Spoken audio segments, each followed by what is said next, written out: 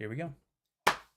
Hello, everybody. Welcome back for some more Shadowdark Dungeons and Dragons. We've got your boy Nate. I'm joined today by Jenny, aka SpacePants. Hi, everybody. Joined by Stu, aka Zabijak. Welcome, everyone. And for the first time on this session, we have Mr. Vibu, aka Veebs. What's up? And last but not least, our ever fearless leader who takes us into the throngs of danger, DM Josh. Take it away, sir. Hi, friends. Welcome back. I'm so excited to be with y'all today.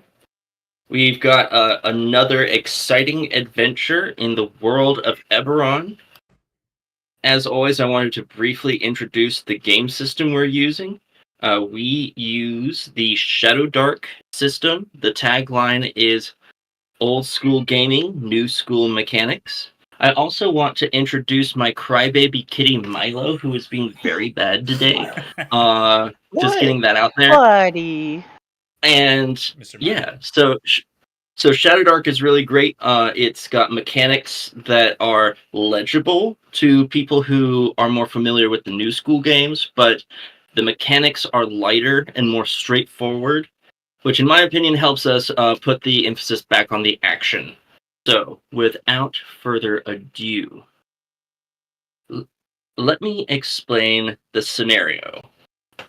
Y'all are meeting at the Black Rack Tavern, the most famous bar in the city of Stormreach, which is on the continent of Xen'drik, a land cursed, they said, by the gods themselves for the iniquities of the arcane-empowered giants of several millennia ago.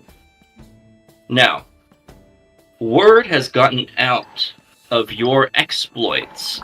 You all solved the mystery of the fungus spores deep within the city sewers, and caused a bit of a ruckus as you went carousing in the aftermath. The celebrations themselves got the attention of several important people in this city, earned you some friends and some enemies. Now, you're the leader of the Deathsgate Guild in Sharn, Miss Dagna, has brought forth word that they are organizing and have successfully funded an expedition. And she wants all of Deathsgate's members as possible to go on this expedition. This expedition is to the ruins of an ancient giant city called Thrones Gate. The trek will be over a week-long hike through the jungle and to the city ruins. All this and the navigation through the jungle will deal with the mysterious traveler's curse which pervades the continent. It will be up to you and the throng of other travelers to make sure that your caravan gets to point A to point B successfully. Now, once you get there, you'll be able to explore and raid the ancient cursed city as much as you like, and then come back with a trove of treasures. Deathsgate Guild will get Deathsgate Guild will get a cut of your findings, but at the same time, a lot of your adventuring overhead has already been provided to you by the overall conglomerate taking this journey. So, I would like to move into and then let's move into any preparations y'all might be making for this journey. Who would like to introduce their character first? Characters, actually. I should point out, everyone except for Vibu has multiple characters, but when we actually get to the action today, and in the dungeon crawl that follows, we'll only be doing one character at a time. All the other folks will be at the camp. So, Nathan, can we get your characters, please? Absolutely. So we're going to start with my really fun boy here, Harvester. He's the worst mage I've ever experienced, which is a bit of a shame. He is a Mhm. he's my Warforged Scholar Wizard man. He's incredibly smart, but like I said, hasn't cast a single spell a day in his life, which is quite sad. Next up, I have Borwas, the ever-hating of everyone. He's a little-known priest seeker. He has a big obsession with blood, but he's the only healer in the group, to my knowledge. So, he's quite important. And last but not least, my current favorite is Terran. He's a thief. He's a little bit of a thug. He grew up in the streets, and he's a human, but he's got a mark of finding, which is pretty useful. And he doesn't really get along with Sir Schnurr. Jenny, would you introduce your characters? Sure. First, I have Droney. He is a Delkir half-blood and a Hexslinger, which is, might as well be a warlock. He is kind of, the brooding, not too talkative of the group. He's kind of grumpy. And then I have Helga, who is awesome. She is an orc, sailor, pirate, Viking woman. She's a barbarian. She's lots of fun. And my favorite that I will be using today, probably, is Sir Schnurf Iwergnurf of Shern. That is his proper title. He is a human war hero. He is a fighter, and he does pretty great with his great sword, and he is quite the personality, and Nathan loves him. He's just the best, right? Oh, Nathan's gone. But yeah, that's those are my three characters, and I'll be using Sir Schnurf today. Great. Stu. All right. Well, first, I suppose I should introduce Gwen. I'm sorry. I should introduce Maeve. She is Did our music disappear, or is that just on my end? Huh. Well, I think I've got it on loop, so... Okay. Oh, no, never mind. Nope, we're good. Anyway. So, like I said, Maeve, she is a elf fighter. She is a mercenary who was hired by a pretty sketchy individual to do some pretty sketchy things. Decided to back out at the last minute, maybe flooded a district or two with the group, so it's not entirely on her. Yeah. But she's a little doesn't, a little gruff, little blunt. I'll probably be playing with her today just because she does not die quite as easily as Gwen, who is a halfling stole knife. She is a spy who was hired a little bit ago. Not much. She hasn't really shared a whole lot about that background, but she caught on to what Maeve was up to and tried to sort of get her to, temper her antics a little bit. She sort of has been serving as Maeve's, counterbalance for a little while.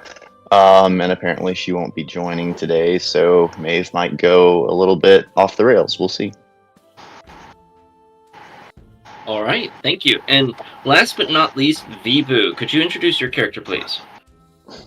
Hello. Today I will be playing a fair maiden named Ellis Miriam.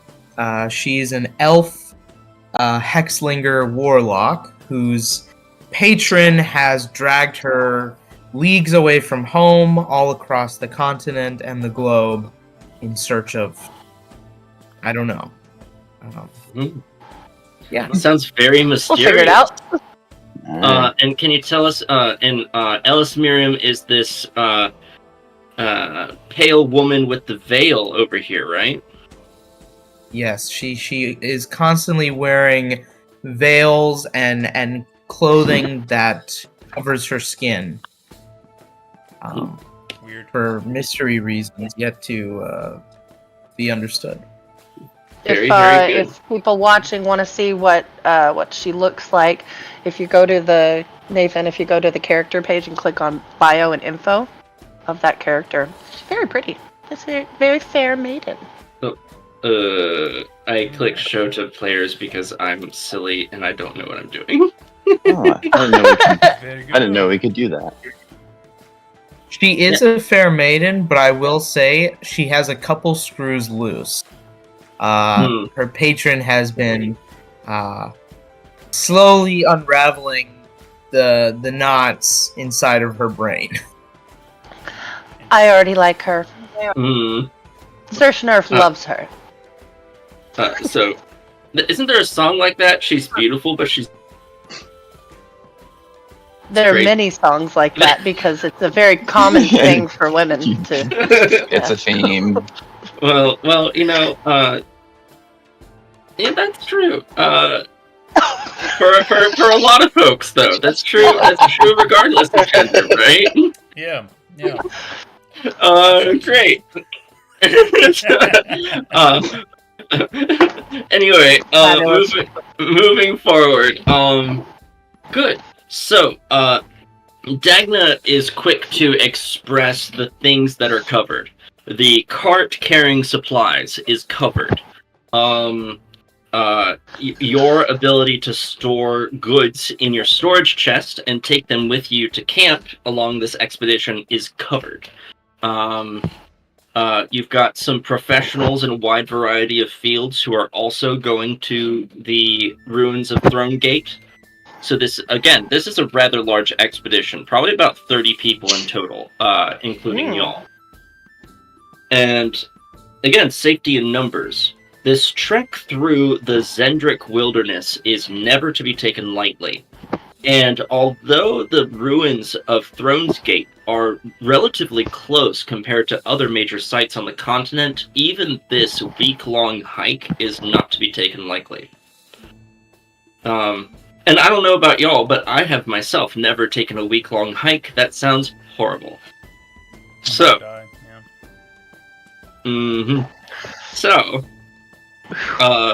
So, what kind of preparations are y'all making for your adventure? And feel free in this phase to look at preparations across your character sheets. Smart.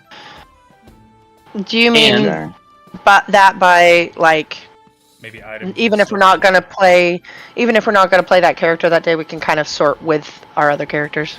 Sure, and I also do mean that if one of your characters you need to send them back to camp during the expedition, you can end up playing as one of your other characters.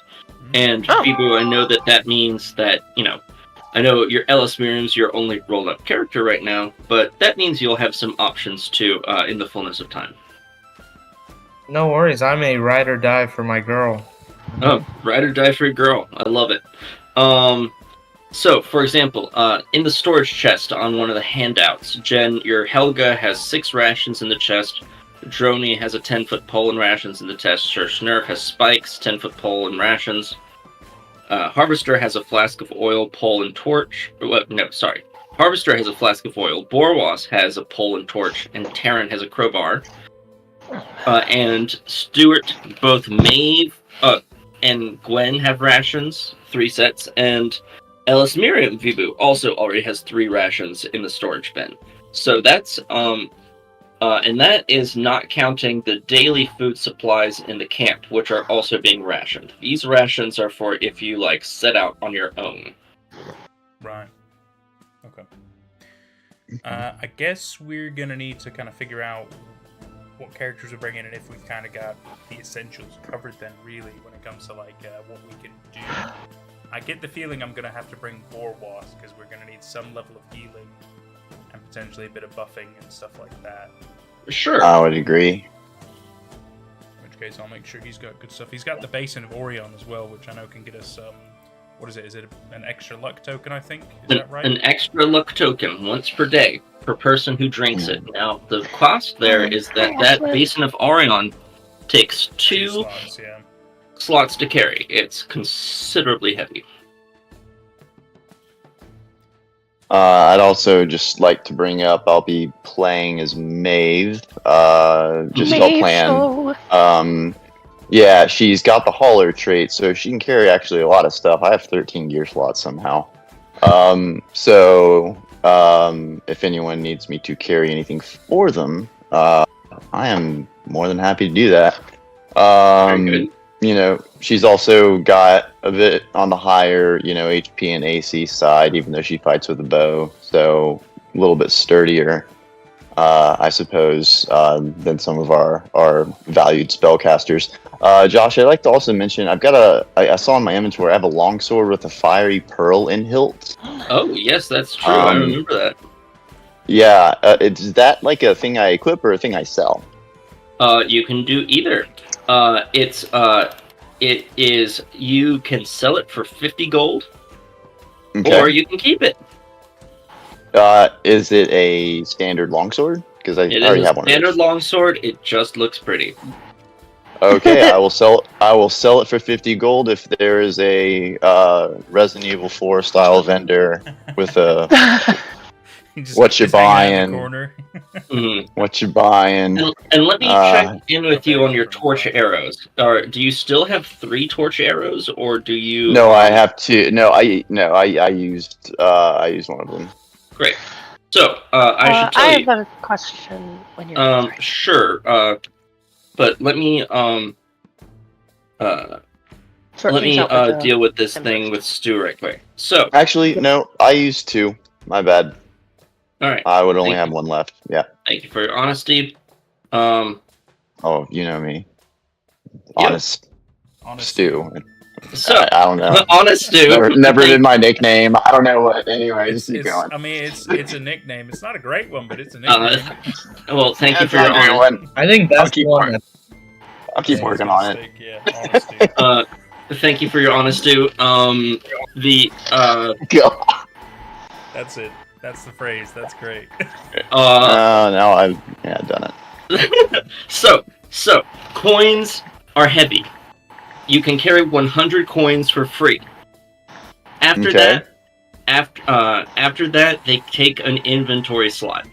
So, Man, even after spending all that money carousing, I still got I mean, what can I buy? I mean, I'm talking Great. to this vendor right now. I don't have great charisma, so I'm not going to negotiate well. But so our gear handout PDF is still being checked for viruses. So I don't know what that's about, but I sent y'all a PDF in our Discord chat, the gear.pdf, and you should be able to check that out. I see that now. Let's see. Nice. And if you I would say that you would be able to make a charisma check to determine how much a potion would go for.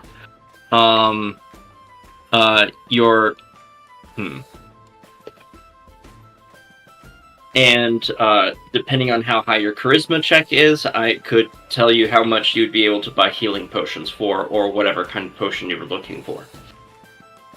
Gotcha.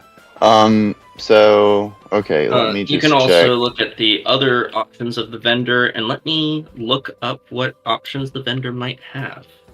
Yeah, I actually. Oh, sorry. Keep it up. Because I was just looking at the printout, but yeah, keep going. Yeah.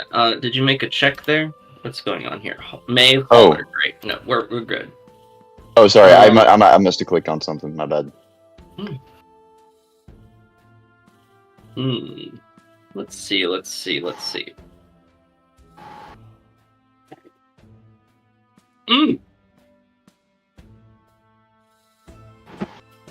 Because I wanted to buy some chainmail if I could. You certainly can. Let's see. And you are proficient with chainmail, and the chainmail costs. Certainly am. 60 gold, I believe. Yeah, anything that's in the gear section is readily available. Okay, so do I have 130 total GP? Yeah, that's gold. That's right. 130. Okay, yeah. Total. I will spend 60 for some chainmail then. Fabulous. That will deal with your inventory problem, and it will get you chainmail. I suppose you want to sell off your leather armor for 5 gold? Why not? Not gonna need it. Great. So, chainmail, that gives you... chainmail takes up 2 slots, to be clear, but And also, I would like to buy whatever materials I might need to make some more of those torch or fire arrows, if I could. I can also have Taryn give you the ones he's got left over. As well as buy another stack of 20 arrows just in case.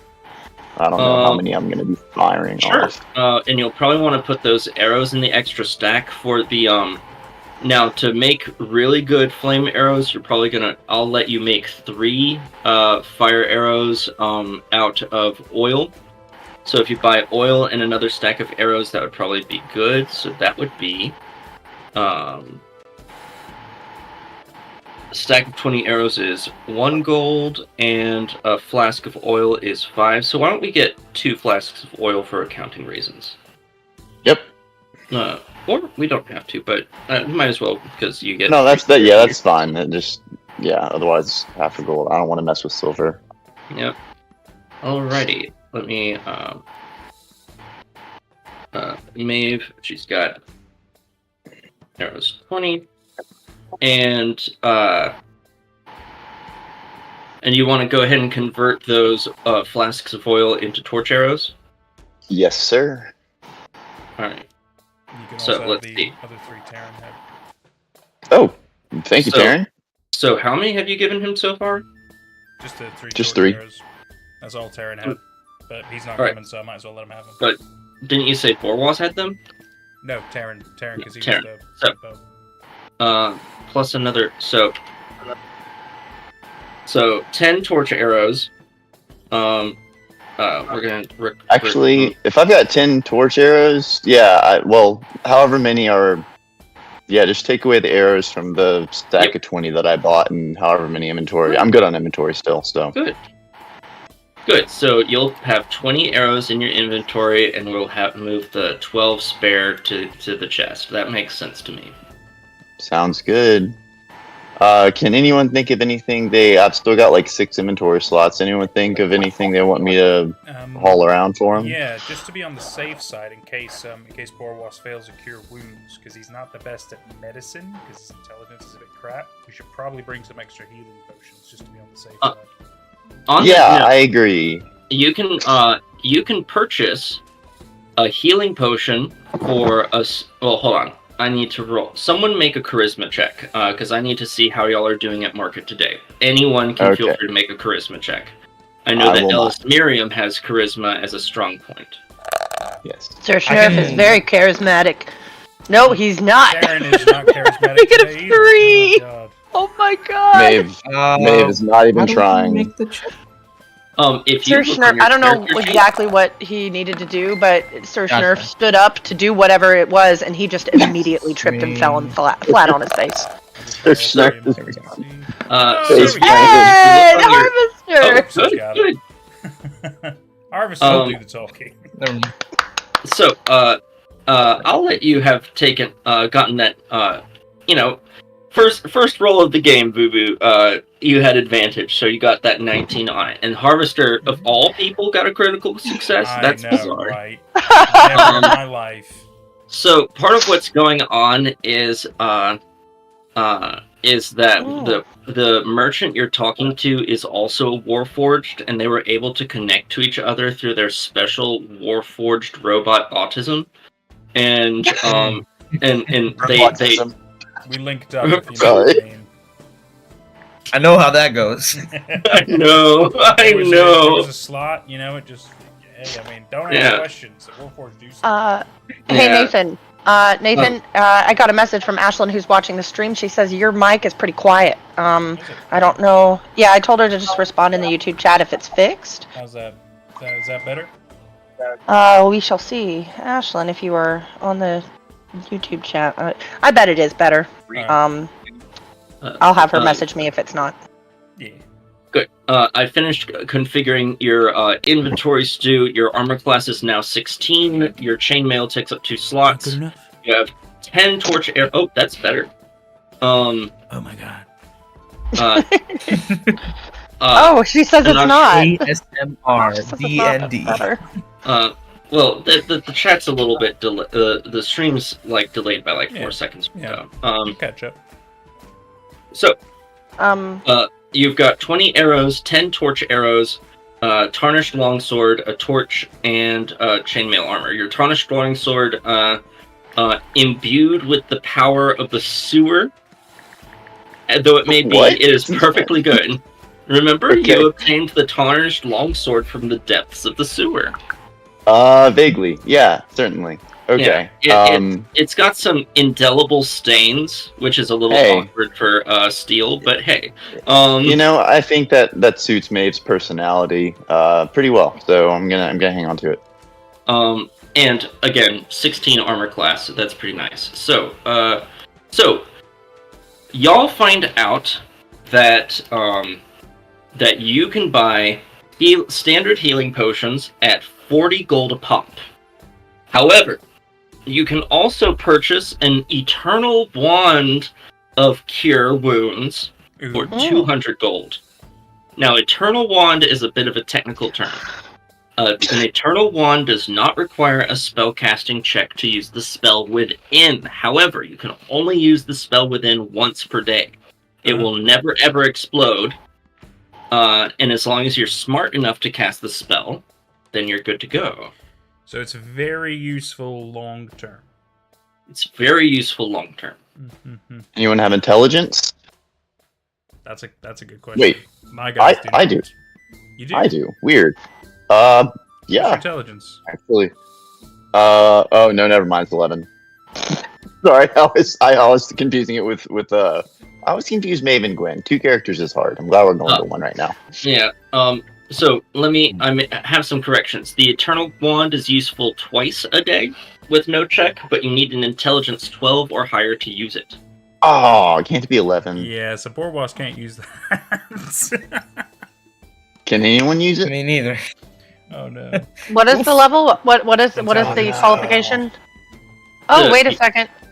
Surge Nerf might be really smart. Wait, let me see. Surge Nerf is. Swear to God. No, Surge Nerf is a moron. He's our tank and our healer. Yes. Oh God. I love him. He's wonderful. No, it's fine. Maybe for now we stick with health potion because I don't know if we have to. Gwen, if everybody Gwen could have at least could- one potion in their inventory. Yeah. it'd be great. Gwen could use the wand. I think it'd be good to have. It's a good idea for somebody to have it. I definitely agree with that. But then I think we gotta figure out how much. Yeah. We have, Yeah, and on the note of money, y'all have been given some funds to buy some additional gear with. Ooh. So not a lot, but y'all have been given 170 gold to buy additional bullshit with. Sweet. Collectively. So if someone threw in 30, you could get that Eternal Wand of Cure Wounds. I think that would be a smart play, and then we could still get potions. Yeah, because Droney, Harvester, and Gwen can all use that wand. Oh my God! Harvester could cast spells, Nathan. It would be the only thing he could do. It makes me almost tempted to bring him, except he'll only be able to use it twice. Whereas if Borwas keeps rolling well, which he does, we should be fine. Yeah, that's a good point. You jinxed it now. Borwas casted so many spells last run. What did Harvester do? Failed every single spell. He couldn't even get a. Don't couldn't even get a. Harvester. Harvester tried. I like him. I like Harvester a lot, but he's just useless. Oh. So yeah. So do we have any decisions, friends? I have a couple questions and decisions that I'm about Search Yes. Nerf. Didn't I sell the giant book of dark magic? Yes. Yes, you did. Okay, so I'm taking that off. Yes. Also, I would like to get some oil in a flask. It always seems that when we're looking for a way to light a torch, we have flint and steel, but we don't have oil. True. But now you don't need oil to light a torch, but for Or to make one. lanterns, Lantern. Yeah. or anything you want to improvise with fire, or anything time you just want to start incinerating. In my experience, you guys tend to incinerate people. So if you want to do that, you'll need oil. Okay, so I will get oil and a mirror. How many? So good. So a mirror. You know what? We might find a Gorgon. You're right. Yep. No, it's. Well, I'm thinking. Are also... Oh, sorry. I was thinking, one, it's Sir Schnurf. He likes himself. He's got to have a mirror. Well, Two, he just uses his greatsword to he can use it. Use a reflection, right? Well, if we have a mirror, then maybe we can peer around corners. And be sneaky like that. That's right. Is anyone in our party sneaky right now? Sir Schnurf think he is. The ones that are going, Well, I'm not sure. Yeah, because really. Maeve is not. Okay, so that's 15 gold. So did you subtract? So it looks like you're adding those oil flasks and mirror stuff to your inventory. I subtracted another 10 gold, Jen, but did you actually need to? Oh, did you already touch the gold? Because I just subtracted 15 from 29. Yeah. So why don't I thought I had 55 for a second. What would that be? So yeah. So going back up to 29 is probably good. But so I subtracted 10 already, and then just subtract that 4. Okay. Wait, but flasks of oil are actually only 5 silver pieces each, so you would only. Really silver pieces. 2. Oh, okay. Mm-hmm. So that would that'd be half 1 gold for 2 flasks. So that should be 28 if I'm not mistaken. Okay. 28 gold, 5 silver, and that's it. Is that right? And I know that Sir Schnurf, I thought he had 55 gold at the beginning of this, so where did that all go? I don't know. Let me do some undoing here. That's as far as it goes. Never mind. So let's call you at 35 gold and call it good, okay? Okay, I'm cool with that. Alright. Oh god, not 350. Alright. So. Alright, whenever you are wanting to do edits at the same time I'm looking at it, just let me know that you're going to take over the editing, because then we're not accidentally erasing and doing math at different times, and yeah. What a good point. I will not just assume. So. And I will not either. Ooh, new photo of Maeve just dropped. I love it. Ooh, yeah. I decided to. Nathan, you should pull up everybody's photos, Gwen. Ooh. And a new photo. I like Gwen. Yeah. She pretty. Additionally, someone should, I'm not sure if we explained the Maeve show reference, but that's what Jen and I call Westworld, because the character Maeve seems to just steal the show constantly. Oh, it's amazing. She's the best. And no critique. That is absolutely wonderful for me. So we've got Maeve sorted. We've got, was there any other stuff for your character, Jen, for gear? Let's see, I'm looking at the list of our gear. I don't think so. Alright. Crawling kit, armor, we're good on that. Weapons, he's got his good weapons. I think it's good. Nathan and Veebs, do you have any, what gear thoughts do y'all have? For Borwas, since somebody else might have the Staff of Cure Wounds, or the Eternal Staff of Cure Wounds, sorry, just maybe a couple of health potions so he can just be backup heals if he fails a spell check. That's all. No one has picked it up yet. The Eternal Wand of Cure Wounds. Can't we just use the 170 gold, and then I don't know? I'll throw in 30 for the wand, because I'll just throw in. Think about who's going to use it on the run. Yeah, Gwen will throw 30 of her gold in for the remaining money for the wand, and just use the 170 if everyone's cool with that. Yeah. Sure. And giving it to Harvester or to Gwen just to have it on one of your characters on the trip is probably still a worthy investment. True. Okay. Yeah. So the question would be... Gwen will hang on to it. Great. Sounds good to me. I think he's more likely to come into the action later. If you will subtract the gold from your sheet, I'll add the Eternal Wand of Cure Wounds. Yes, sir.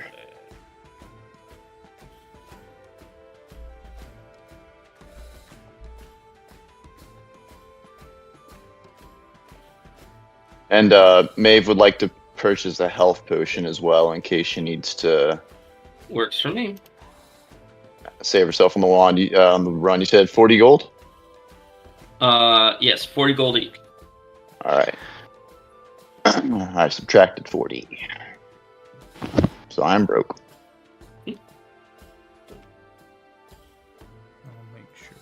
I'll make sure. Bless you. Thank you.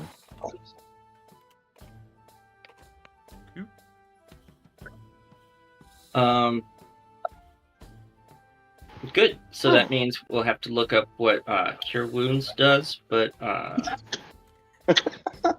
Is like 1d4 plus 1? it's actually a bit better than that, believe it or not. Ooh, nice. But I'll go ahead and add that to your sheet. Now, Vibu, what are you thinking for your gear? Nice. Well, I'm thinking that Ellis Miriam walks up to Dagna and takes her arm and squeezes it and peers through the veil over her head right at Dagna, trying her best to look like she's like a lost kitten. And then asks Dagna to cover her purchase of a long sword and a shield. Okay. Wow. Make your charisma check, please. I shall. Give me 1 second.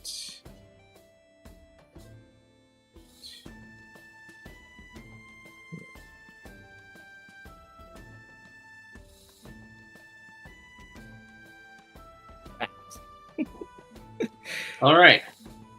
Now I'll tell you, that was not enough to persuade Dagna. That said, would you like to use your luck token to roll again? No, that's okay. Dagna's a straight shooter. I was unable to convince her. Well, you know, she's not as straight up a shooter as you might imagine. She blushes and she says, "I just can't make that happen. I'm sorry." I got it. But then I guess I'll use my money then. I've got 15 gold. All right. I guess I'll use 10 of it for the shield. Good. Good. Now, are you proficient with shields as a let's take a look at your character sheet right quick. I'm not. I just need the extra AC and guarding ability because Well, I am a very fragile little elf. Well, you know, it's Be right not back. Not bad. we don't have improficiency rules like in DnD 5. We just have armor that you can and cannot use. So, Gotcha. I'm afraid that using a shield just won't end up working for you ultimately. It would probably give you something like a penalty instead of a benefit. Okay, then instead of the shield, I'll get a longsword. Now that you can do. Go ahead and subtract the gold and add that longsword to your sheet. I will add a longsword attack to your sheet. It's 9 gold.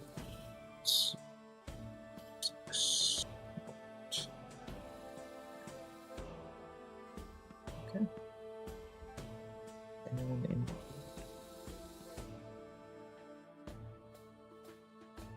Good. Was there anything else that you wanted to get, Vibu? How much are the health potions?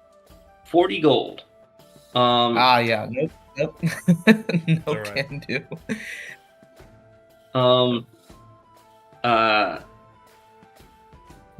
Although I was thinking that you would be able to have one item from your previous world spiraling adventures. So if you wanted to say that your one item would be a healing potion, we could do that. But if you wanted to have some strange archaeological item, that would be the same choice.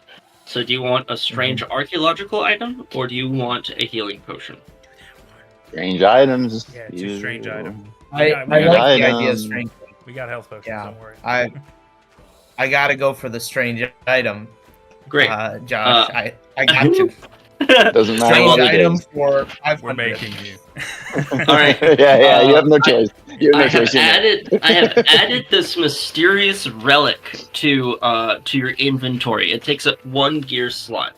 Now, Ellis Miriam proper doesn't exactly understand what this is, although it appears to be an ancient object of from the early days of the Elvish kingdoms in the land of Arenal.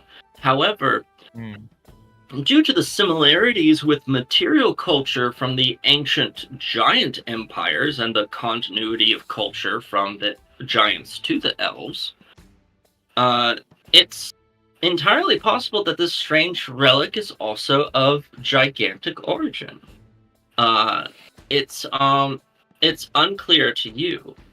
However, your patron, the ghost of the Headless Queen, is quite aware at what it is, and Ellis Miriam can feel her shudder at its presence, and energy stirs within the Headless Queen as she, whenever Ellis Miriam sets her eyes upon the strange relic, she knows what it is for.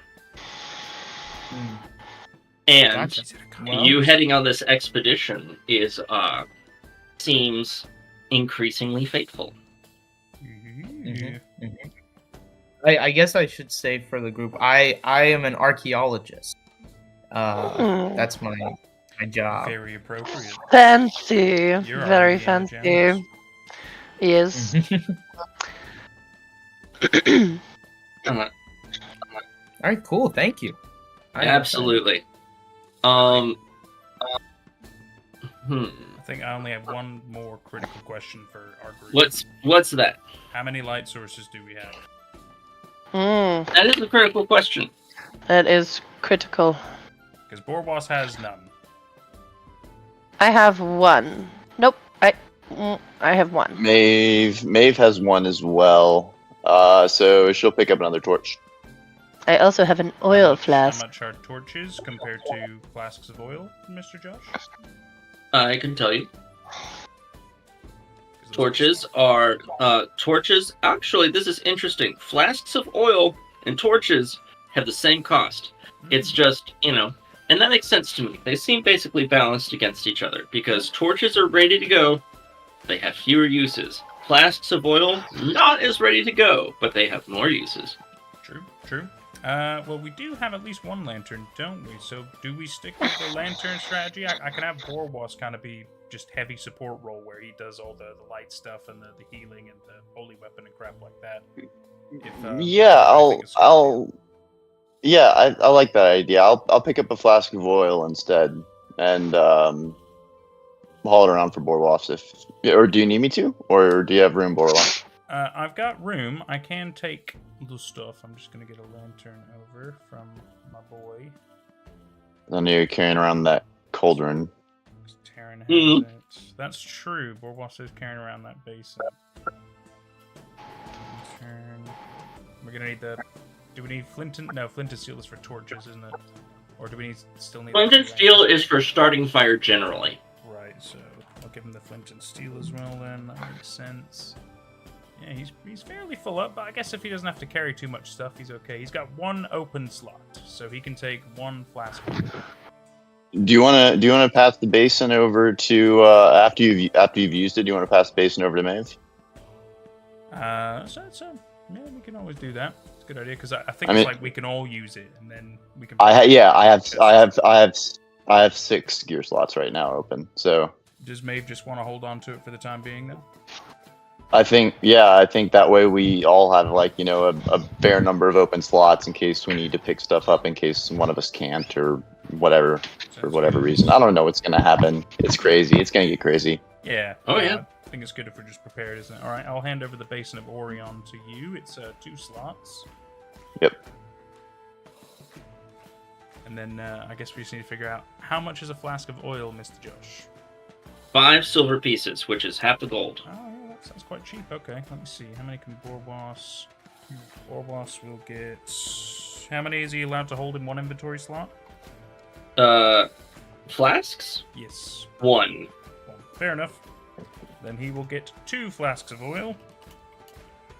That will cost him 1 gold. Go. Alright, he's got 2 light sources at the ready. He's feeling alright, and we got some backup ones as well. Yeah, I think we're in pretty good shape. Did you pass the basin over already? Well, I haven't put it on your character, but Oh, okay. No, I just don't know what to write for it. That's all. oh, just Basin of Orion. I think Josh will have I've got you. Okay. Thank you, sir. I think we've sorted out all the important things in my head. I'll go ahead and just pull up Borwas' character. I didn't include the stats in the Basin of Orion. That's a little surprising to me. Well, I know what it does off the top of my head, so we'll just have to deal with adding it to your character sheet. Blah blah blah blah blah. We'll have to worry about adding it to the doobly-doo later. Yeah, it's nothing to worry about now. Okay. All right. So let's see. Let's do roll call. Real quick, Mr. Josh, the chat would like to know, what are we playing? Friends, thank you so much for asking. We are playing in a campaign setting called Eberron. Our game system is Shadowdark RPG. The tagline, old school gaming with new school rules.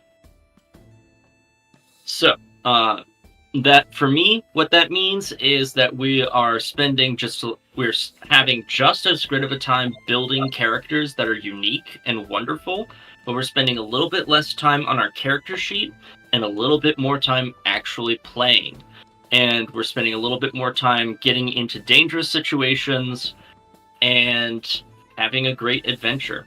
Also, might I add, in this system, all the characters are just a little bit more squishy, but I think that that's just fine for the heroic pulp fantasy, and for creating that horror vibe that I love so much. And I think that the fans of this channel really love too. That's what we got going on here. Truth. So, let me do a inventory roll call. Stu, are your characters sorted? Yeah, Maeve is standing, kind of just by the door, tapping her foot, looking impatient, glaring at everyone as she always does. Everyone ready or not? Great. What are we doing? Nathan, are your characters ready? Mr. Borwas is ready. Okay. And again, your other characters are coming with camp too. But the most important one is ready. Thank you. Or do you have other things to sort with your other dudes? No. They're all ready. Great. Jen, are your characters sorted? Yes, sir. And Veebs, is Ellis Miriam sorted? Fire gang. Absolutely. Fabulous. Then why don't we take a very quick bio break and then get started on the next wing of our adventure? Yeah. Sounds good. Be right I'm gonna back, go grab my friends. sandwich. Fire Hi, gang. Elsa. There, we did it twice. Fire gang, fire gang, fire gang. No, you said once. Oh. We'll be back in just a few, chat.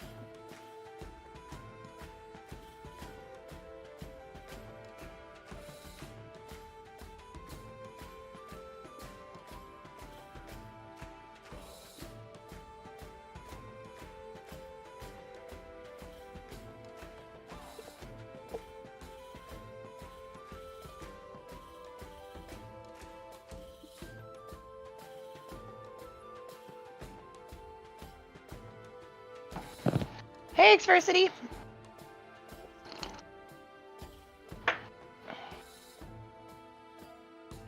Welcome, welcome, welcome, everybody. Welcome, welcome, welcome, everybody. Ooh, hot.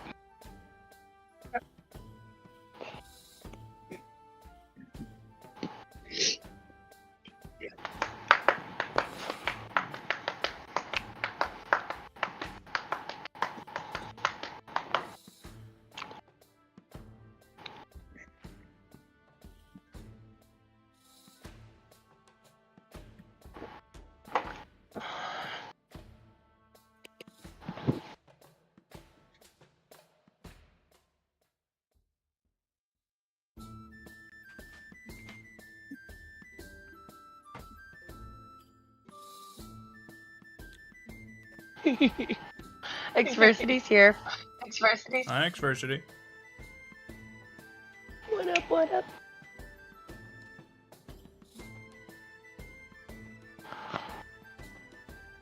Ooh.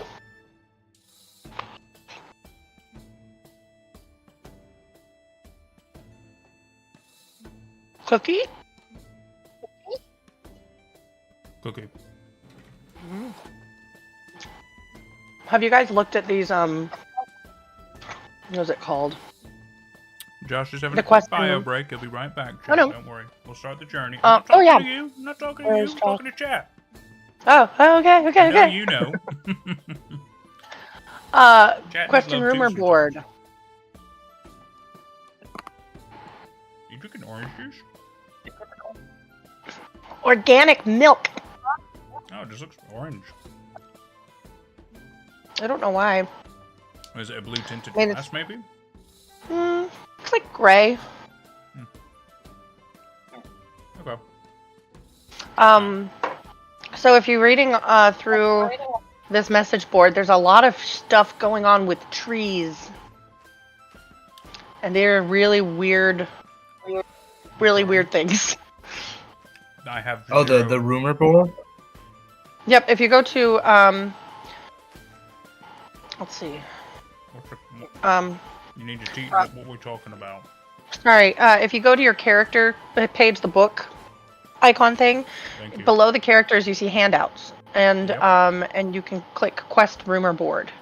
And then there's a Oh, yeah. picture with all these different things, and all of these little stories on this picture, they all have something to do with trees except for the one that's the grapes. The orchard. Very, very weird. The Royal Notice, there's a tree that suddenly appeared in the middle of the throne room or something. And then the detective needed a tree disappeared from the middle of their home. I think they're connected. Very weird. Also, the can you hear them is funny. I love how it ends with ask for Greg. Just ask for Greg. Trees. Just past Started I guess mocking no one- me. I think Greg needs to see a specialist. Mm-hmm. I'm sure his wife thinks that too. Mm.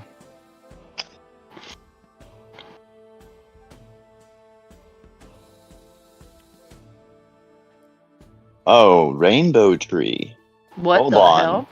We believe this tree is responsible for their deaths and offer a hefty reward of 250 gold for finding this How? wretched tree and cutting it down.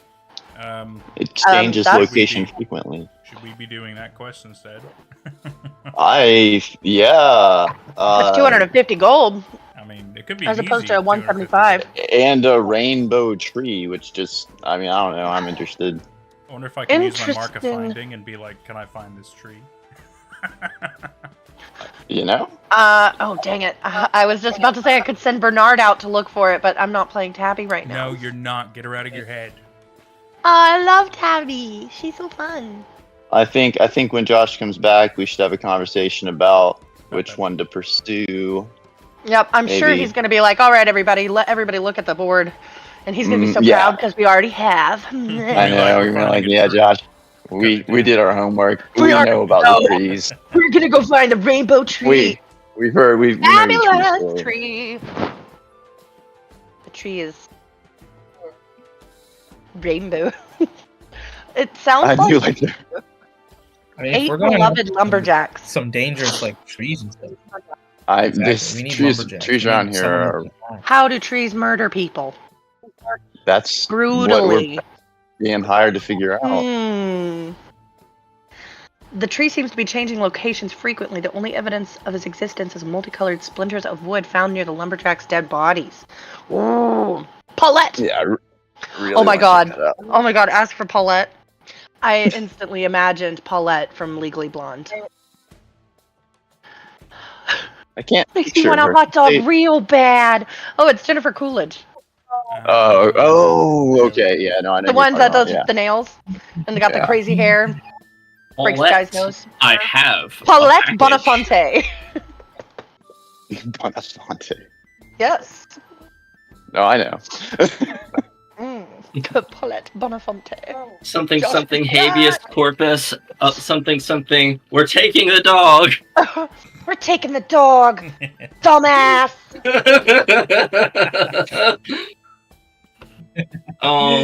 So, reason Paulette came up, Josh, is we are looking at our board right now. Who's Our Paulette? quest and rumor board. Paulette is says we need to come ask Paulette for information about the rainbow tree. Mhm. Oh damn! Hold on. Oh, in the pictures. Yeah. Are they? Yeah. That's canon, right? No. Please let it be Paulette Bonafonte. I can't commit to those particular quest things being. Oh, really? Oh man. Yeah, that was hoping- like Excited about the rainbow tree. I was really hoping, Josh. I had a whole Well, RP let me, conversation in mind. Like I was. Oh, you were. That said, tell me, what is engaging y'all? So, you want to see the rainbow tree, and you want to meet Paulette.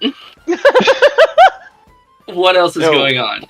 Well, okay, so we want the 250 gold reward because that's a lot. Apparently, this tree is rainbow colored, so that's cool. It's murdered 8 lumberjacks, which are How? the enemies, the natural enemies of trees, Mm. and we can come talk to Paulette for details. But I don't know. I mean, can we do something like with this? I feel like we should. I would. You know what? I am loving that y'all are engaging with the quest board. So I'm inclined to say, that we should do this. I have to say I'm completely not prepared for that. But It's your call, man. You're the You Your boss. call. You are a fearless leader. You are god of the universe Maybe here. next time, right? yeah, If you me- want, you think could have about- time to plan. But I am excited to see him wing it, though. It's interesting. Here's the problem. Like a baby deer problem- learning to The walk. problem is not my ability to wing it. My problem is the ability to create a high quality roll 20 situation. Ah, so- okay. So, it requires a little bit more research than just my pure imagination. I can't just create a graphical map out of nothing, or at least I haven't figured out how to do that yet. The mystery of and- the rainbow and- tree and- could be 2 weeks from now. That would be okay. Sure. Well, so let me ask, would y'all rather us continue this adventure next session, or would y'all rather us do a little excursus and a little in media res business for the mystery of the rainbow tree? I mean, I feel like, I don't know, Josh. I'm sure you had something planned for today. I don't want to ruin that. I'd like to experience it because your imagination and creativity never ceases to Oh, that's so capture sweet. my attention. So I think he yeah, speaks for everyone.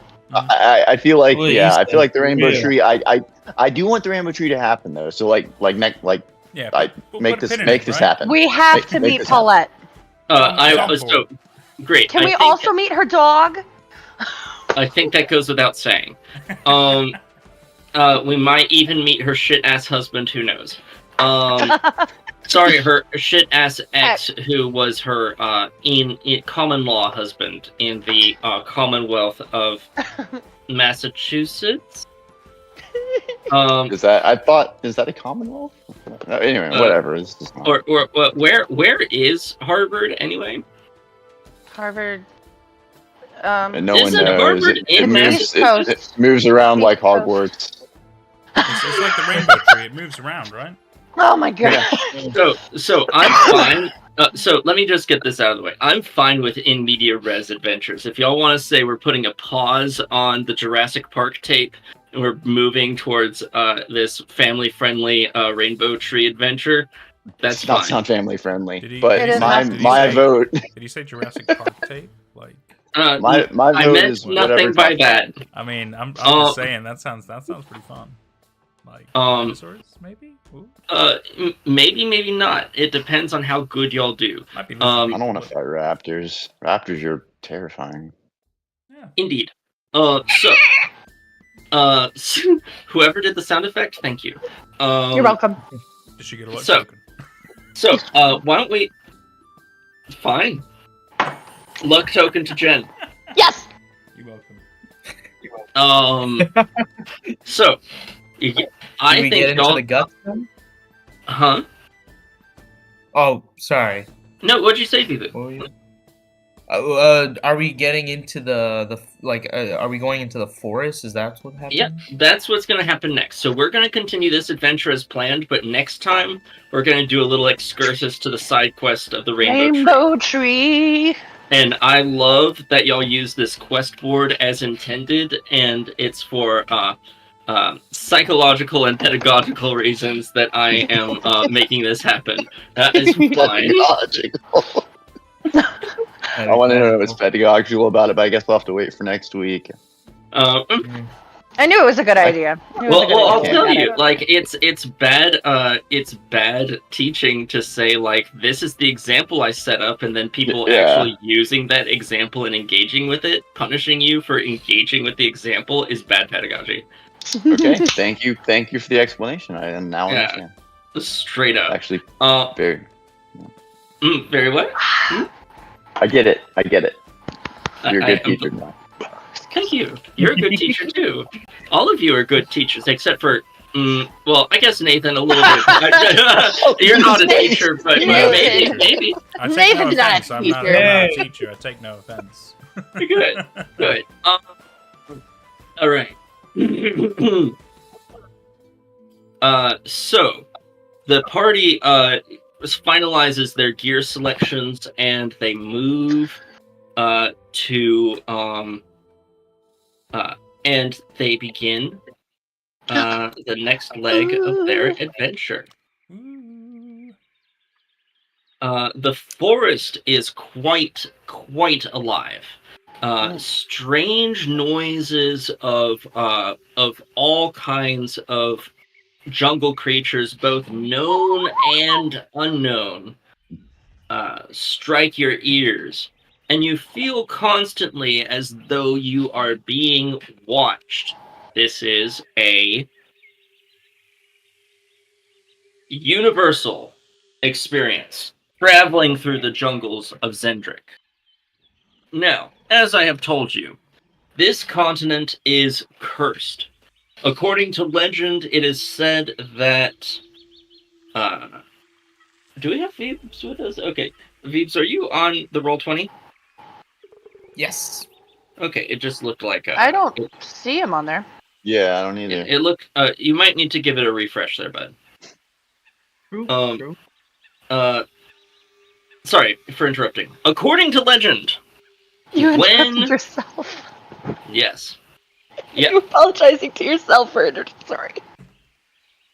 Oh, now that I did do. That's a little strange. I think that's adorable. Actually, I think that was good. I deserve to be polite to myself, after all. Yes. So, according to legend, when the ancient giant king Kulsar reached up with his magic and ripped one of the moons from the sky, the gods of the sovereign host took issue with the matter. They said that reaching up to the sky with magic and tearing one of the moons down was too much. And each of the sovereign gods brought down curses onto the land of Xen'drik. The two most famous are the Curse of Boldre, the goddess of the hearth and home, who said that no city shall stand for as long as time remains in the land of Xen'drik. The other curse is the curse brought by the god known only as the Traveler, who said that navigation would be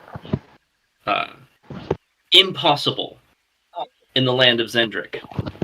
And indeed, both of these curses seem to have played out. It is hard for a civilization to stand in this continent, and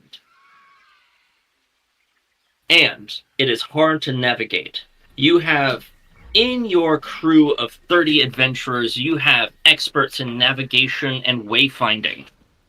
You also have geological experts and map makers, all of whom are challenged by the strange spatial and temporal properties of this land. It will be up to every single person on this expedition to make this journey successfully. So, I would like for us to roll initiative, and after we roll initiative, I'd like for us to talk about how you each are contributing to the thing. So actually, one thing I forgot to do was to get your tokens out. So let me copy paste your little tokens over. Rolling initiative is just clicking our decks, right? Not quite. It's a little bit more technical than that. What did we do? Sorry, I forgot. No problem. Let me copy paste these characters. Oh wait. I think I remember. Yeah, I got it. Oh god, nope.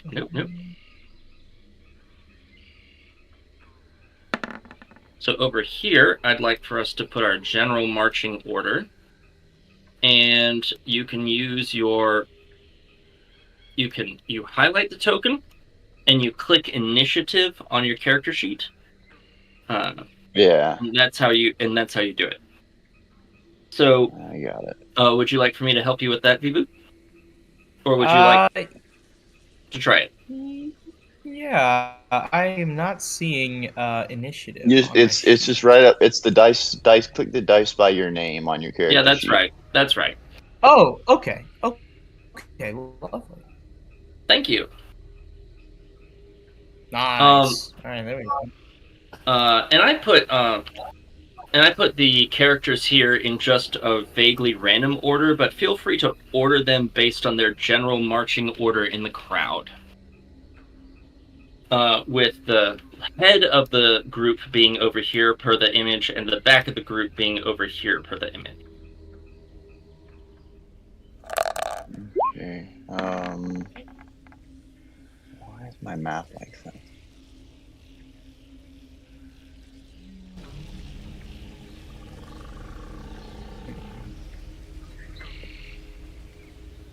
Is it like a horizontal? Josh, I'm just having like a generic background image. Oh wait, never mind. I see it. Sorry. I just couldn't find a character panes is all. Also, part of the problem is that I put this on the token layer instead of on the map layer, so that clicking on the image of the might have caused some problems. So let me ask, who is towards the front of the line? I would say Sir Schnurf. Yeah, I think someone with high wisdom or navigation or something, some skill maybe that can help us out. Sir Schnurf will do it. All right. Of course. Sir Schnurf goes towards the front of the line. Who's And going of towards? course. Who? Now, generally speaking, in terms of hiking, it's good to keep your weak hikers towards the middle, and you want to have some strong hikers that aren't hot-blooded towards the back. It will be good to have some hot bloods up at the front so that they can scout and trailblaze. Yeah. Actually, I think Gwen, just due to her stealth, she'll kind of hang out toward the front. Great. in case she needs to sneak ahead and scout something out. With Gwen, Good. perhaps toward the rear, just because she can take on anything that comes up from behind us if need be. Maybe. Great. Huzzah! All right. So, let's see. Has everyone rolled their initiative? All right. So we're just one person per character, and that's great. So, that's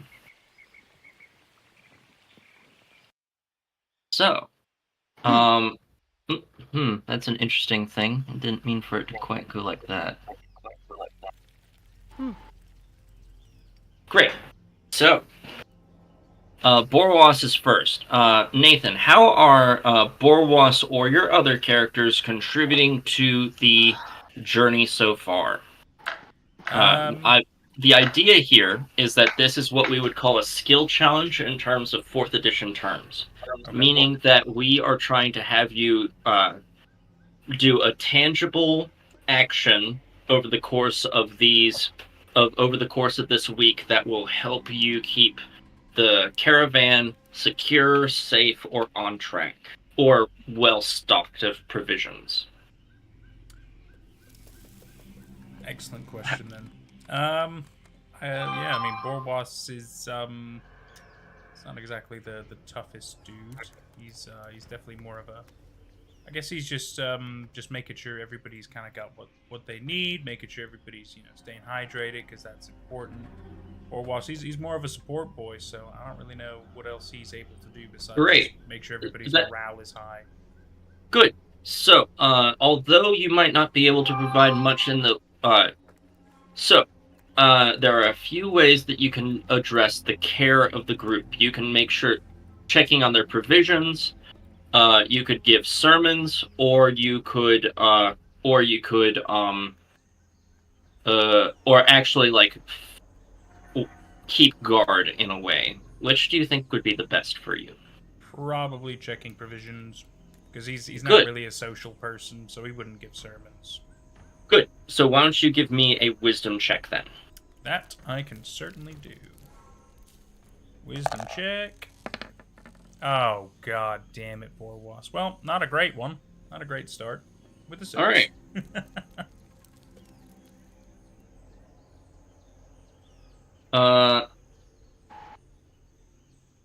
Okay.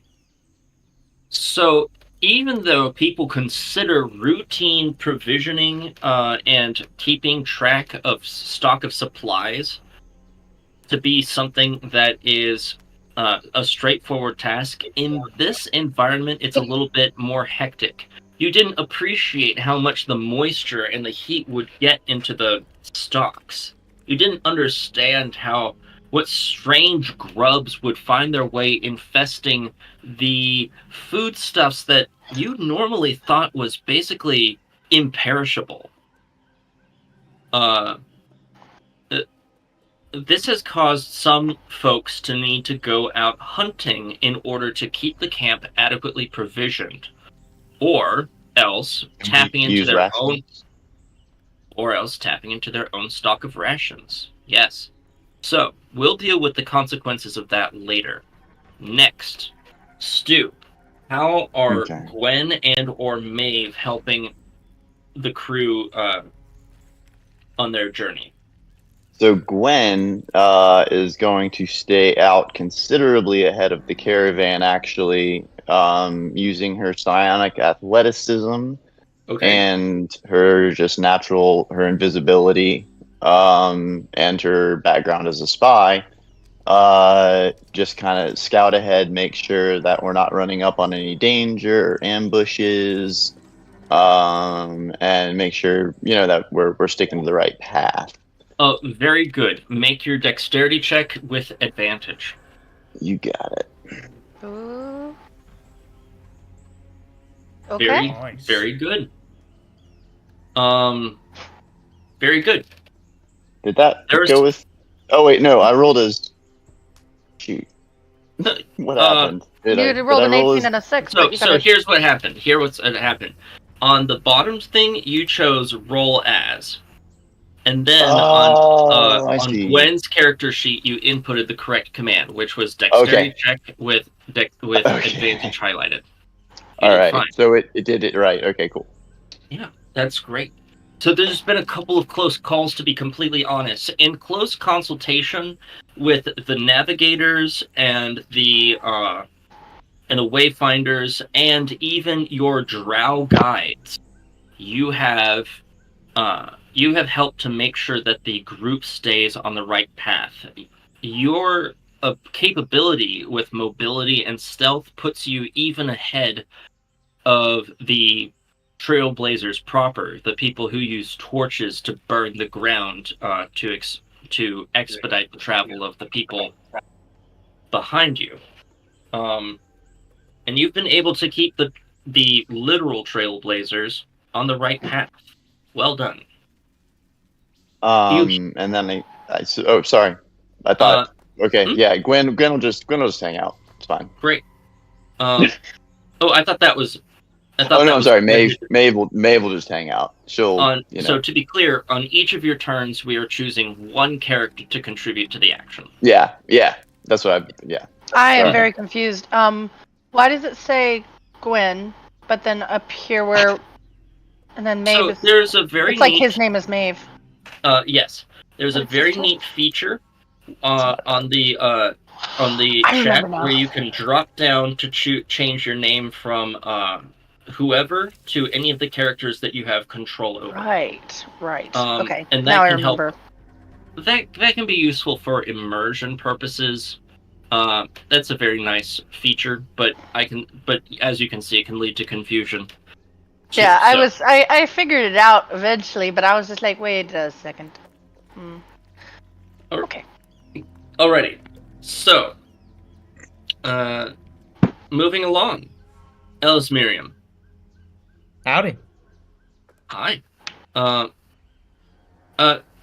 Jen, I noticed that that we have 2 characters for Stuart and no characters for you. Would you choose a character and roll their initiative? I thought I already rolled his initiative. Okay. Yeah, that was my bad. Yeah, Josh. I got a 13. I thought we were doing both characters until we set out. No, That's no problem. Okay. Add to initiative. Yeah, that was it's just as much my malfunction as anyone else. I can re-roll it. No need. Okay, 13. Let's go ahead and. And do we have Maeve or Gwen?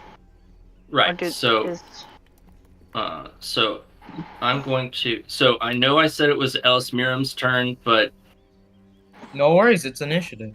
I'm sorry. So I'm putting Maeve's initiative at 0 to demonstrate that we don't count her. Thank you. My apologies. So, none at all. So Sir Schnurf, how are you contributing to the mission? Okay, so Sir Schnurf is towards the front, yes? Yeah.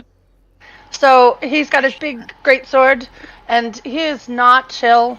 He's not invisible like little Gwen, all stealthy and stuff. He's essentially walking, and as he's going, if there's anything in the way, he's just like swinging his sword, like ha ha ha, like cutting vines and messing up the whatever, getting things out of the way, and not being very subtle about it. Very good. So even though I have some environmentalist and compassion for nature problems with using machetes recklessly, for these characters in their context, it makes a lot of sense for you to be swinging your sword. The lives of a couple vines don't seem quite as important to you in this moment as making sure that the party stays on track. Make your strength check. Yes, sir. So, Schnurf.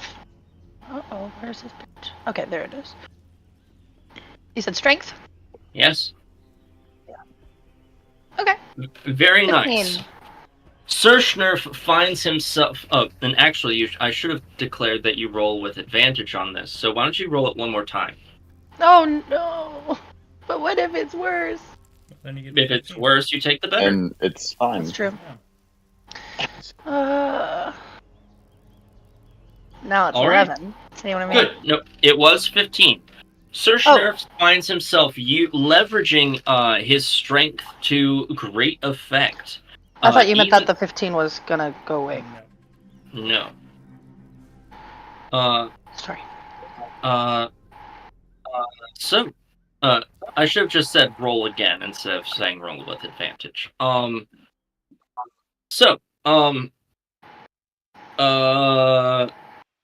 Right. So Sir Schnurf does a really good job at chopping some plants. He helps clear the way for the caravan very effectively.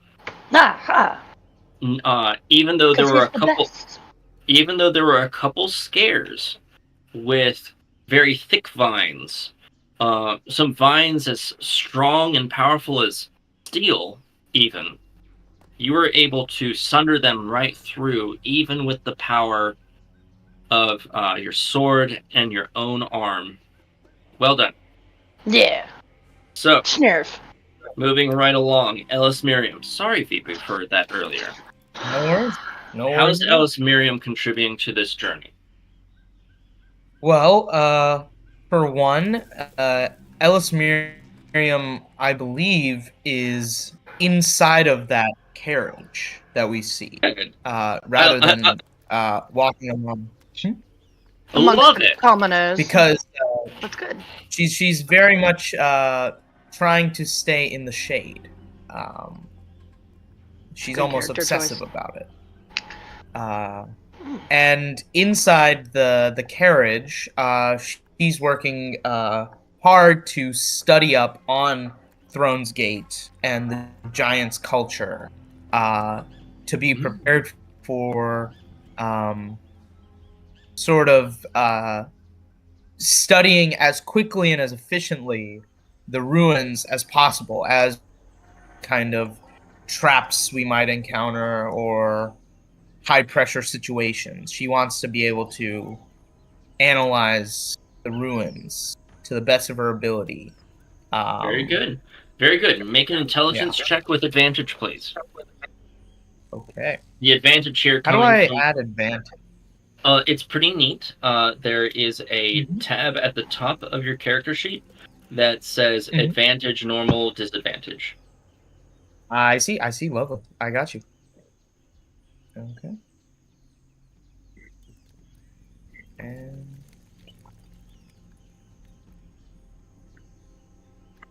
nice. Dang, girl. She's She informed. knows those ruins. It would have been bad if you only did have advantage. Advantage saved you, man. God, yeah, between Oh a my 20 God. and a 1. That's amazing. It is almost as though Threaded the It is needle. almost as though the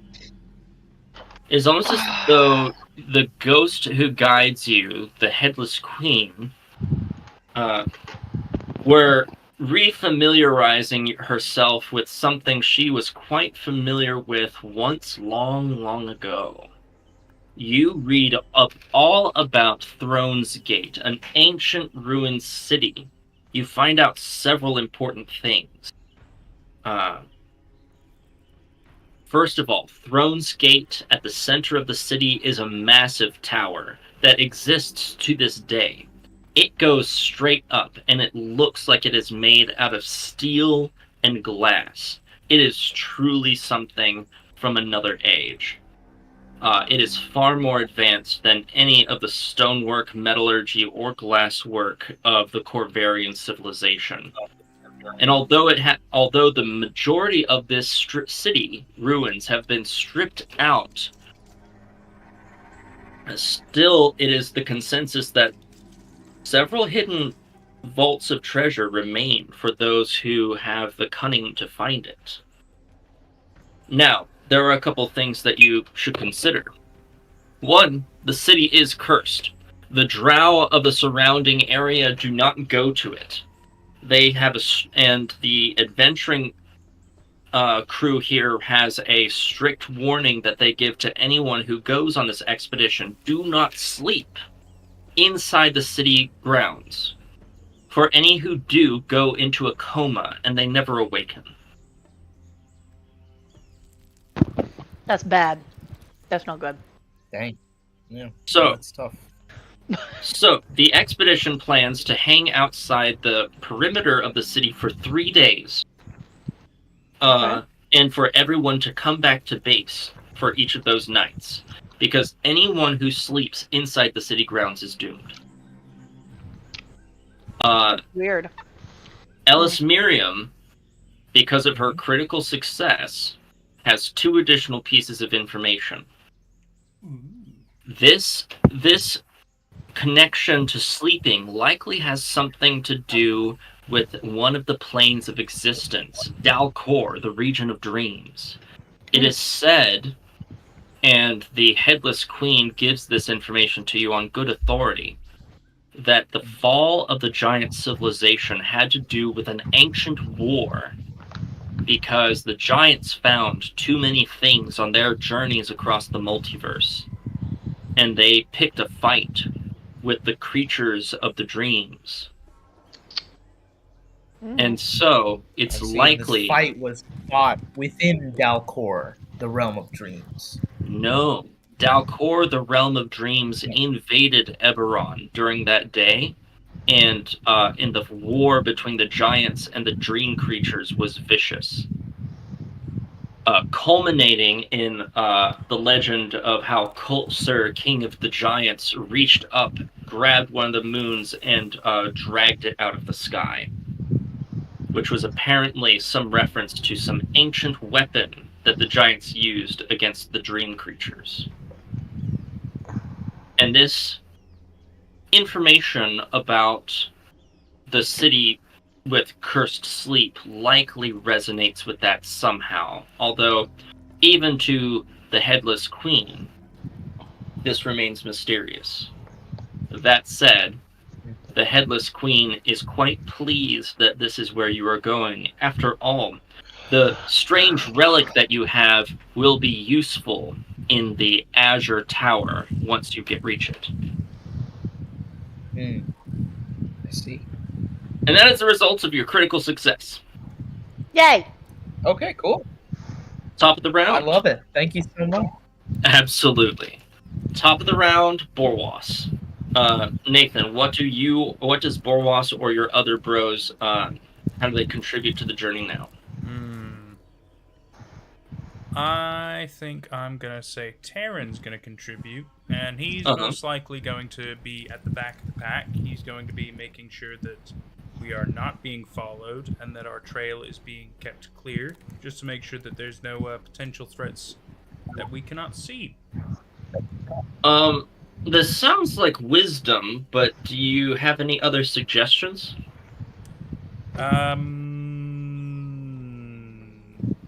Maybe he's scaling trees, trying to keep an eye out that way. Good. So you're trying to use your general awareness, but you're trying to bank it all on your ability to climb trees. Is that right?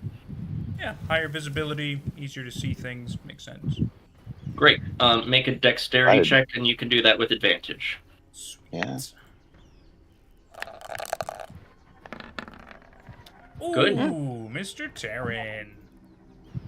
He's like jumping up there like a chimpanzee lemur. My beautiful boy. Good. He flies through the air with the greatest of ease. You find that you are being trailed. In strange moments, you find that there are movements of creatures or beings following your group that are unsettling. Strange movements in the trees, strange movements in the underbrush, which you are able to detect. You bring this up to the leadership of the group, and they are able to quickly identify that part of the problem here is that you are in Bloodclaw territory. Oh. The Blood Claws are a faction, one of the many factions of Drow throughout these lands. And they are known for cultivating and raising dinosaurs and being very territorial. Somehow you have found your way into their territory. Nonetheless, you were able to spot them, and preventative measures were taken. Guards brought to the back, a drow interpreter brought to the back, and with a strong show of force, your interpreters were able to de-escalate the situation before it could arise. And my friends, although you did have one fail, you had 2 critical successes and more successes on top of that. Meaning that despite the Traveler's Curse, over a week of travel goes, and you successfully arrive at your destination. Yay! Success! Nailed it. Let me go ahead and show you the Azure Tower. Oh, you're right. Looks like the Tower of Salvation. What are the little ring things? You first spy the ruins of Throne's Gate from a couple miles off, and this large tower, of course, was impossible not to notice. And indeed, there appear to be floating objects hanging off to the side. From the distance, it is strange. They are unclear what they are. These strange discs seem to have holes in them, and they lead to some sort of what can only be described as a platform, though it's strange because of its tilted angle. It is utterly unclear. From the people you're talking to, it sounds like nobody has yet reached that height in the tower yet. Gwen kind of quickly looks over at Ellis Miriam and kind of meekly walks over and, hey, Ellis Miriam, do you know anything about all this? About this tower? About these discs? Any of this is going on? This is all really strange. I don't feel comfortable. I don't know what's going on. I'm getting bad vibes. Yeah.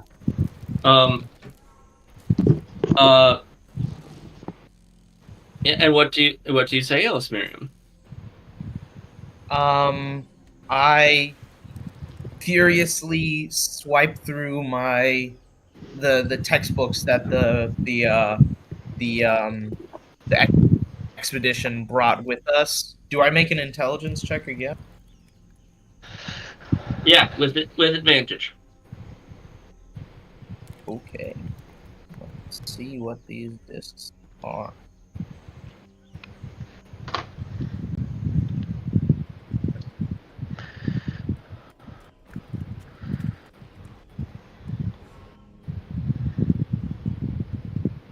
Jesus! Ooh, Ellis Miriam.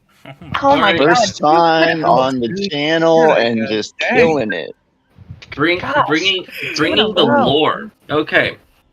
So Ellis Miriam is able to, using her wits, she is able to quickly scan this dense tome of adventurers' lore that has been accumulated in many, many hands across many expeditions, failed and successful, to the ruins of Thronegate. And no, although these floating platforms have been mentioned, these particular ones are unclear.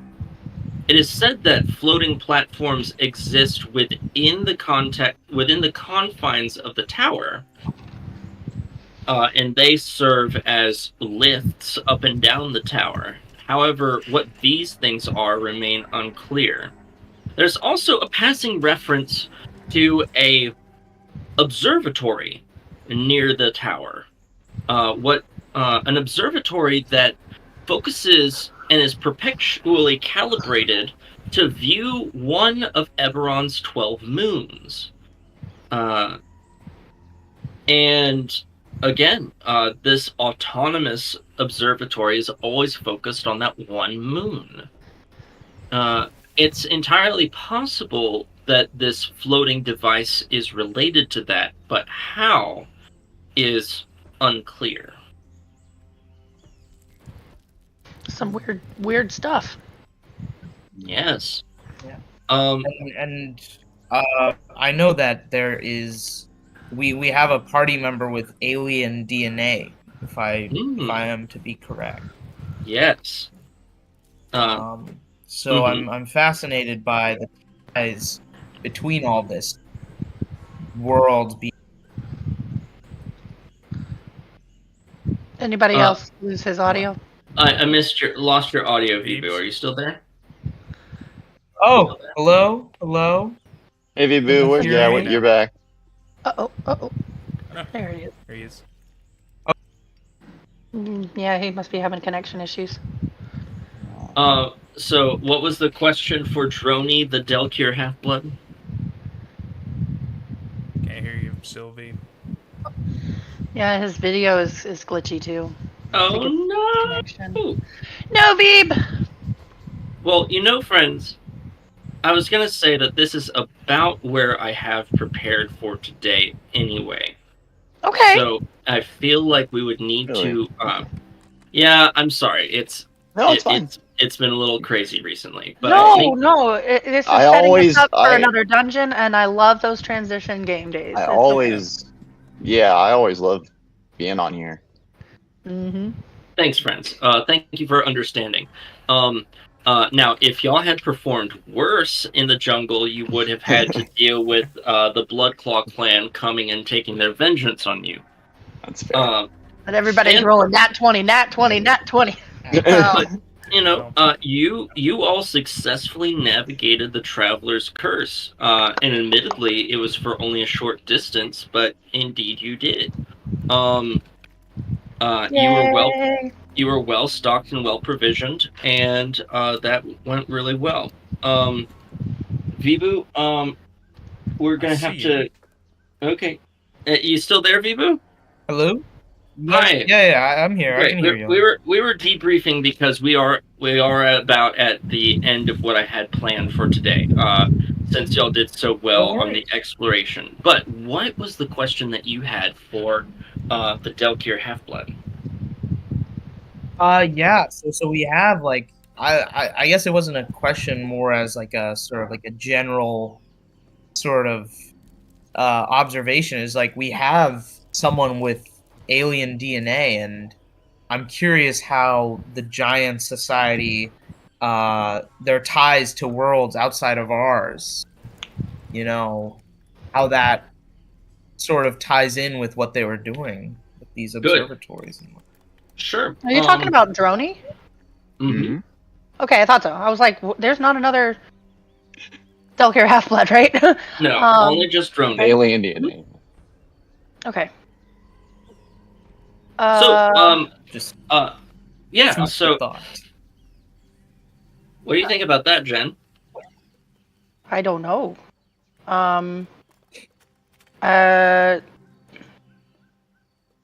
Well, let me drop some lore then. Yes, please. I'm like, I don't really know. In ancient days, the giants used their magical technology knowledge of which was bestowed to them by the dragons, and they used it to travel the multiverse. They traveled to all 13 planes of existence, and in those days there were not 12 moons, but 13 moons. They traveled to Delcure, or they traveled to Zoriat, the realm of madness, from where the Delcure originate. Mm-hmm. They traveled to Thelanis, the Feywild, where Elvenkind originate. And they also traveled to Dalcor, the region of dreams. It is in the region of dreams where they provoke something ancient and evil and utterly hostile. And that is what ultimately led to the downfall of their civilization. Even though on their previous journeys, they had even managed to create connections to the planar realms to bring unprecedented levels of prosperity to their kingdoms, which was never seen before or since. Hmm. And so,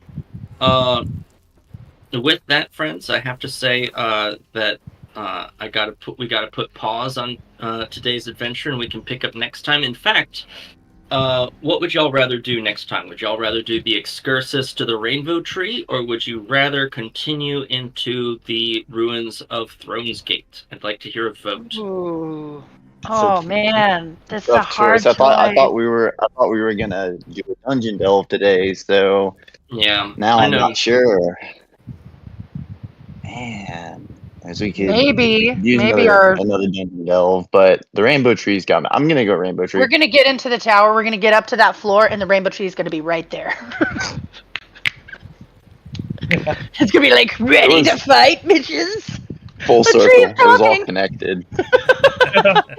Welcome to my Azure Tower.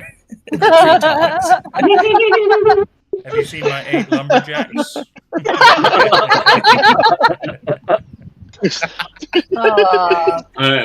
Oh, and then you got God. Paulette behind.